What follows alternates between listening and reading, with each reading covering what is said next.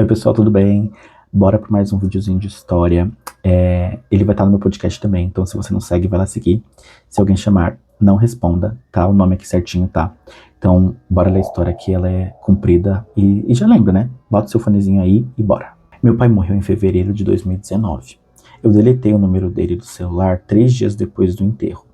E não por frieza, foi o psicólogo que sugeriu.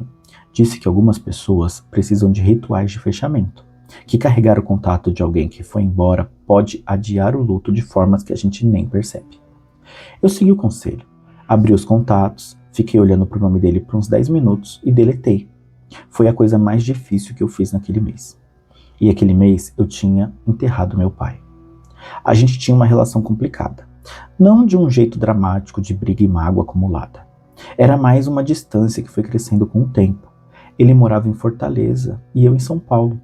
A gente foi espaçando as ligações de um jeito gradual, que parece natural, enquanto só está acontecendo. E só fica óbvio quando você olha para trás e percebe que faz 6 meses que não conversou de verdade com seu próprio pai. Quando ele morreu, a última vez que a gente tinha falado ao telefone tinha sido há 43 dias antes. Sei o número exato porque fui checar no histórico de chamadas depois. 43 dias. Uma ligação de 11 minutos sobre nada importante. Daquelas que a gente faz quando sente que deveria ligar, mas não tem muito o que dizer. 11 minutos. 43 dias. Carrego esses números até hoje. O celular dele foi desativado algumas semanas depois. Minha tia me avisou. Disse que tinha ligado para a operadora para cancelar o plano, que o número ia cair em alguns dias. Era um número que ele tinha fazia mais de 20 anos. Um daqueles que a gente memoriza sem querer de tanto discar. Eu sabia aquele número de cor desde os meus 11 anos. A vida foi seguindo, o luto foi fazendo o que o luto faz, vai pesando de frente com o tempo, sem nunca ir completamente embora. Eu fui voltando para a rotina, para o trabalho, para o ritmo de São Paulo que não para por nada. Numa quinta-feira, outubro de 2020, 18 meses depois da morte do meu pai, meu celular tocou.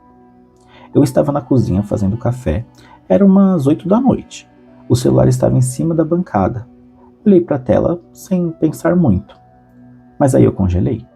Era um número de Fortaleza, DDD 85.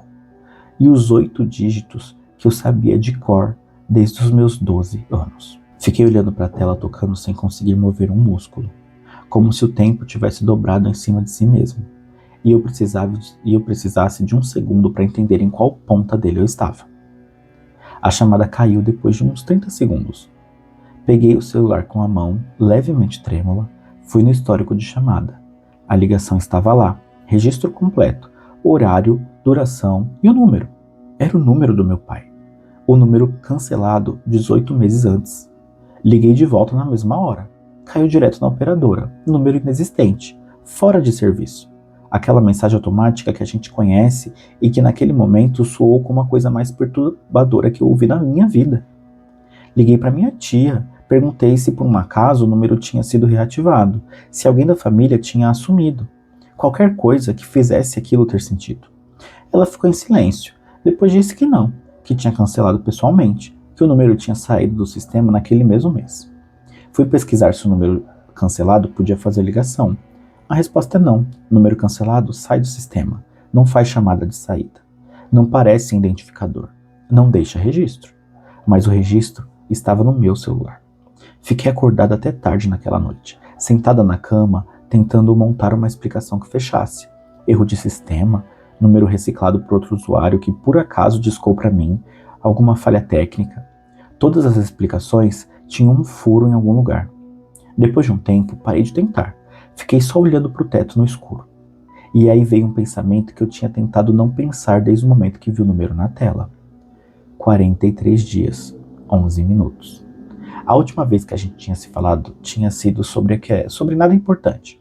Eu tinha desligado com aquela leveza descuidada de quem acha que vai ter muitas outras vezes. E se aquela ligação de outubro de 2020 era ele tentando ter a conversa que a gente não teve? Eu sei que não faz sentido. Sei que é o tipo de pensamento que o luto produz. Eu sei de tudo isso. Mas tem uma parte em mim que pensa o seguinte. 32 segundos. A ligação durou 32 segundos antes de cair. Tempo suficiente para eu ter atendido, mas eu não atendi.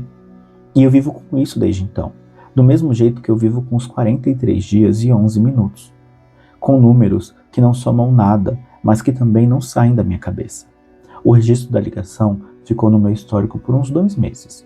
Numa manhã eu abri para olhar de novo, tinha sumido. O histórico pulava de dia para o dia seguinte, como se a chamada nunca tivesse existido. Não sei o que aconteceu naquela quinta-feira de outubro. Só sei que desde então, toda vez que o celular toca com DDD 85, eu demoro um segundo a mais antes de olhar para ela. Só um segundo. Mas é um segundo que não existia antes.